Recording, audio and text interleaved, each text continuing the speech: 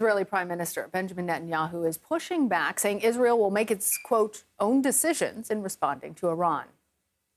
Allies have been calling for restraint after last weekend's attack. Iran launched an airstrike in response to a deadly attack on its consulate in Syria earlier this month. This sparked global concerns of a larger regional war.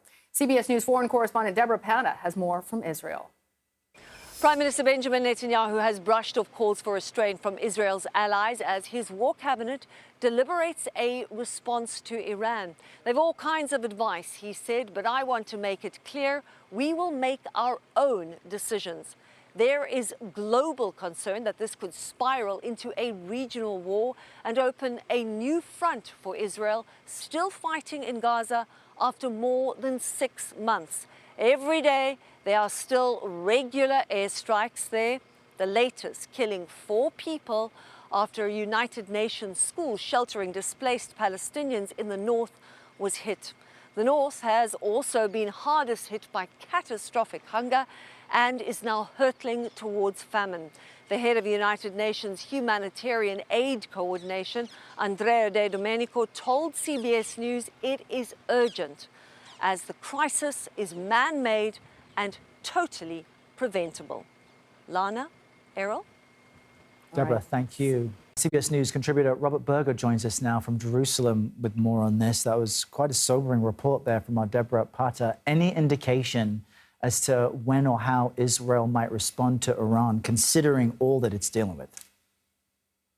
Well, according to foreign media reports and also assessments here in Israel, it right now seems unlikely that Israel is going to retaliate against Iran until the end of the Passover holiday, the week-long holiday that begins on Monday. So right now it looks like an attack isn't imminent.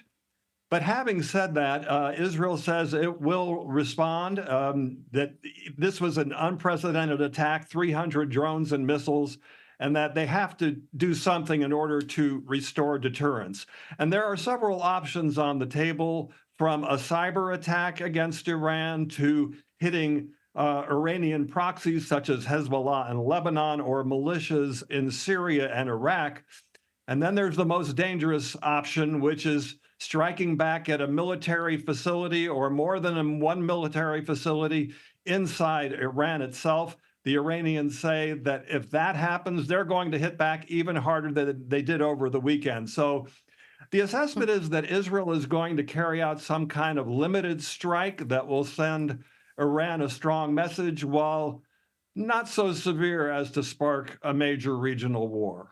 That would be good news, as you and I have talked about a lot, Robert. But I want to ask you about something else that's happening right now, because Qatar is saying that it is reevaluating its role as mediator in these ceasefire and hostage release negotiations. Talk to us about what sparked this decision and where that actually leaves these negotiations that so far haven't been successful. The hostage talks have actually suffered a setback in recent days, with Hamas rejecting U.S. and Israeli proposals for a 6-week ceasefire that would see the release of 40 Israeli hostages. Now Hamas is saying that it won't release more than 20. So this is a real setback, and you have Israeli officials as well as some U.S. congressmen that are blaming Qatar for this. They say that Qatar isn't putting enough pressure on its ally Hamas to make a deal. And so, for instance, the Israelis have urged Qatar to expel the Hamas leaders, political leaders there in Qatar, but Qatar has refused to do that. So critics basically see Qatar as part of the problem and not part of the solution. And now Qatar is threatening to quit. All right, Robert Berger, thank you.